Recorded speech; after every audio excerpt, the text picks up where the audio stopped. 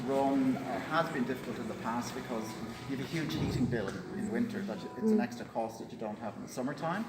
A lot of garden centres will tend to not do so many in the winter time, and then they'll stock up in the summertime. We do them all year round. Plant sales have been absolutely huge for us this year. We are actually 40% above budget on last year, and budget for this year was 5% above the sales for last year. And it's European-wide. I heard a British houseplant enthusiast saying that the sales of houseplants has never been as high as in the 1970s. So it's just, again, because people just didn't bother with houseplants and didn't care about it. And then new generations come around. They've been in houses where there's no houseplants. You have this whole thing of the clean air. You also have print designers who are designing prints with cacti on them, with bonsai, with all that, and that all has a huge effect. So, like, I mean, I can't keep the cactus table stocked with enough cactus. Succulents are flying out, and as I said, we're 40% ahead on sales. So, I mean, Dermot Gavin, as you're sure most know, we've gone into a new shop as well. Now, whether it's a good investment or not, in terms of it might be faddish, you don't know. You know what I mean? Because we're depending on other people to inspire people to generate the sales. But by and large, again, the house plants in here, they come in that door and they go onto the first tables.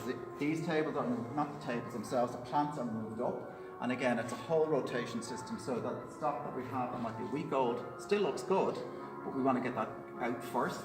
So people are inspired when they come in here and they take the plants, the first plants that comes to them. And it's just, there's a lot of psychology behind retail as well. Like, you go into town, you see a suit, and then you walk your feet off yourself and you're back about the first suit. Same type of thing, you know. So we have a good system going here, again, to avoid waste and avoid, basically too much expense in your waste. The heating, as I say, is an added expense.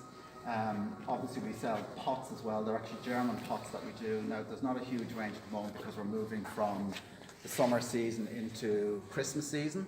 But a lot of the earthy tones, taupes, whites, greys, all of those tones, we basically follow the whole interior design and fashion industry in terms of what we actually dress our plants with. Recently I was at Electric Board. We actually had the guy over from John Lewis, and he was basically saying like that in fashion you'll have the catwalk fashion. 2 years later, catwalk fashion hits. 3 years later, catwalk fashion hits interiors, and 2 years later it hits exteriors. So there's a whole process. So if you want to follow it, and like I would certainly look at paints. I would look at everything when I'm outside of the business.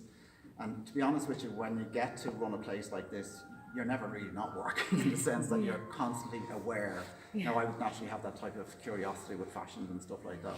And that's what you're bringing to the business as well, because at a 5-star level, you sort of have to try and always be ahead of everybody else, because people have expectations of what they're going to be greeted with when they actually come in here. Brian, what type of heating? Is it underfloor or? It's underfloor. Not a great concept for it, because if the heating is off during the day and then the next day is really cold, it actually takes 24 hours for the whole system to be effective. So that's why when you go into a hotel,